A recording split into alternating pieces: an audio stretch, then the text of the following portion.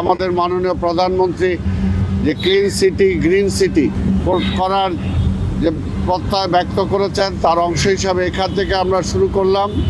এটা পুরো ঢাকা শহরে আমরা করব ইনশাল্লাহ। প্রিয় সাংবাদিক ভাই ও বোনেরা, ঢাকা দক্ষিণ সিটি কর্পোরেশনের আওতাধীন গুলিস্তান 0 পয়েন্ট হতে ওল্ডের ইন্টারকন্টিনেন্টাল পর্যন্ত মিডিয়ান ও ফুটপাতে সৌন্দর্য বর্ধনের জন্য ফুল গাছ সহ ফুলের টব স্থাপনের কাজ আমরা এখানে শুরু করলাম। এই রাস্তাটাকে একটা আইডিয়াল রাস্তা হিসাবে আমরা একটা মডেল রাস্তা হিসাবে আমরা গ্রহণ করতে চাই।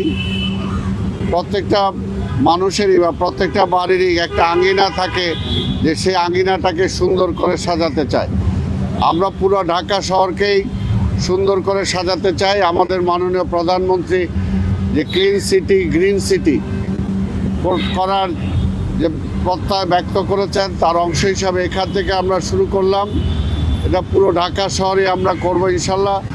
এর পরবর্তী পর্যায়ে ধানমন্ডি পুরো রেসিডেন্সিয়াল এরিয়াটাকেও আমরা সুন্দরভাবে ঠিক এমনিভাবে ক্লিন সিটি গ্রিন সিটির দ্বিতীয় ধাপে আমরা নিয়ে আসবো এবং সেখানটাও সৌন্দর্য বর্ধনে আমরা জন্য চেষ্টা করব। আপনারা জানেন যে আজকে এই রাস্তাটির সৌন্দর্য বর্ধনের লক্ষ্যে বিভিন্ন আকৃতি ও নান্দনিক ডিজাইনের মোট 54টি ফুলের টব স্থাপন করা হবে। বাগান বিলাস, রঙ্গন, অলকানন্দা, পর্তুলিকা, কামিনী সহ বিভিন্ন ধরনের রঙিন ফুল গাছ দিয়ে ফুলের টবগুলো সাজানো হবে। আমরা চাই যে মানুষ যত গরিবই হোক না কেন তারপরেও সে একটু সুন্দর থাকতে চায়। তা আমাদের বাংলাদেশের অর্থনীতি আপনারা দেখেছেন যে আজকে বিশ্ব অর্থনীতির আজকে মধ্যপ্রাচ্যের যুদ্ধের কারণে ক্ষতিগ্রস্ত, কিন্তু তারপরে আমাদের নেতা তারেক রহমানের মুখে বা কার্যে কিন্তু কোনো হতাশা নাই। তিনি সকল কাজকে সফলভাবে এগিয়ে নিয়ে যাচ্ছেন। আমরা বিশ্বাস করি বাংলাদেশ মাথা তুলে দাঁড়াবে।